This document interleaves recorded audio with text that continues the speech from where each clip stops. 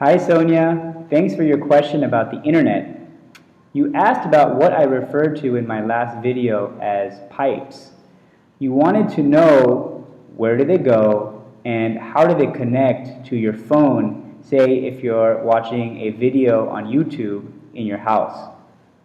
When I said the internet is a series of pipes, I was using an analogy because a lot of technologists refer to internet connections as having a certain capacity or bandwidth, so we refer to them as pipes.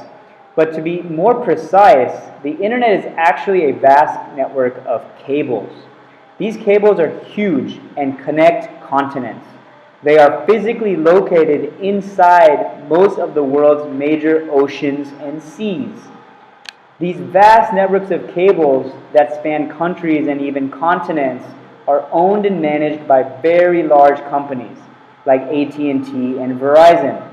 These large internet companies make deals with smaller regional and local companies called Internet Service Providers, or ISPs, who have cables that reach the last mile to homes, schools, and businesses.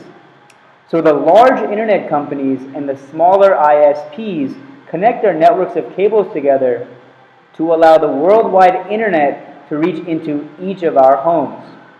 You know how the guy who sets up your cable TV also connects your internet? Well, that's because the local TV company has all of these cables already running into all of the neighborhoods. And they were able to connect those cables to the big internet cables to be able to extend them into people's homes, schools, and businesses. Inside your house, your phone connects to the internet connection provided by your local ISP.